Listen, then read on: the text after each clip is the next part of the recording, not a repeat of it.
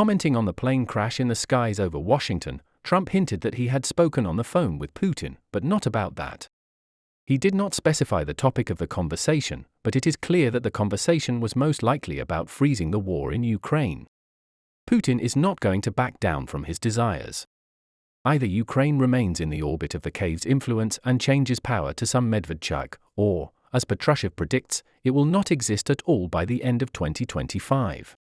This idea is readily picked up by the new Secretary of State Marco Rubio, who claims that the very existence of Ukraine is under threat, that it has been thrown back 100 years in its development.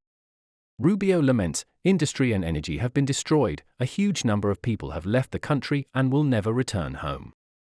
Who will pay for the restoration of Ukraine is unknown. The Biden administration misled Ukraine that they can defeat the Russian Federation and return everything to 2012. End of quote. So, Putin's plan is working as it should for now. He is dragging Trump into the field of bilateral negotiations, without Ukraine. And if this happens, Kiev and Brussels will have to send Rusty Donny to hell and take the solution of the problem upon themselves.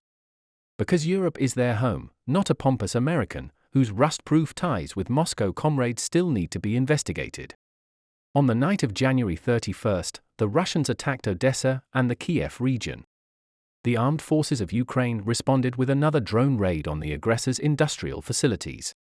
The General Staff of the Armed Forces of Ukraine notes the disappearance of North Korean meat from the battlefield. According to the Commander-in-Chief of the Armed Forces of Ukraine SYRSKY, in 3 months the pets of the Wen could have lost up to half of their personnel in the battles in Kursk region. Fears that the appearance of DPRK troops would lead to escalation in this direction did not come true. Red organisms are fried quickly and in large quantities. And the Rashists themselves do not spare their personnel, throwing even the wounded into bloody assaults. Putin's losses for a conventional forester's hut exceed Stalin's by 10 or more times.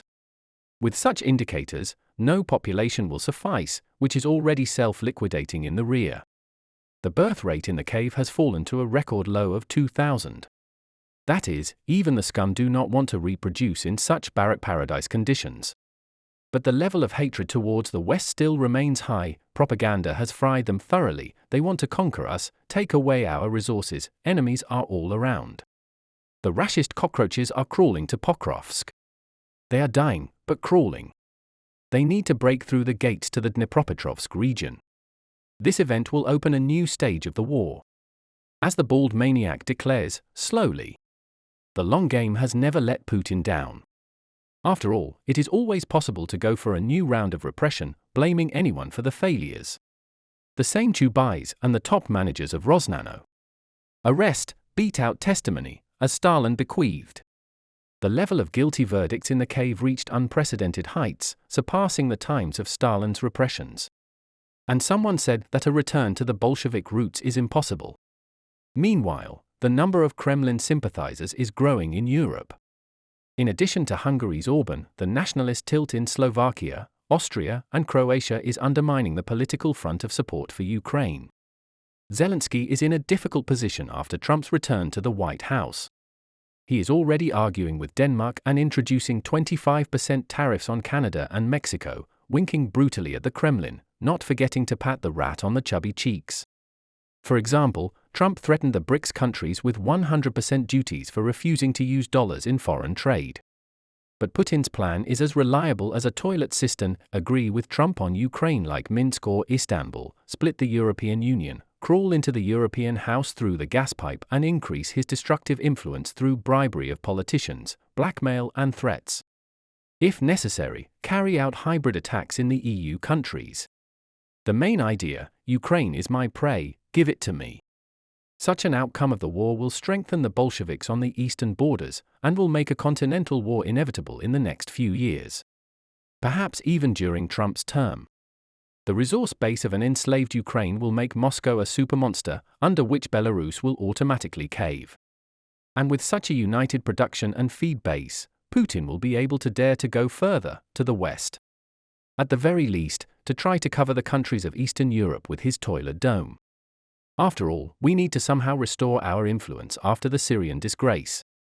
This week, the world celebrated Holocaust Remembrance Day. 80 years ago, soldiers of the Ukrainian front broke into the Nazi death camp Auschwitz and liberated the prisoners. And now, 80 years later, representatives of Moscow were not invited to the mourning events, which is why the Kremlin went into hysterics. The Red Plague is eager to be recognized as the savior of the world from the Brown Plague. And it continues to creep onto the planet. Trump offers to negotiate with it. The European Union resists. Ukraine is fighting with all its might. The rat grins, "It will be my way anyway, because while the fat one is drying out, the thin one will die." And no one risks simply taking and exterminating this Kremlin rat hole. This means that everyone will fall ill with this plague,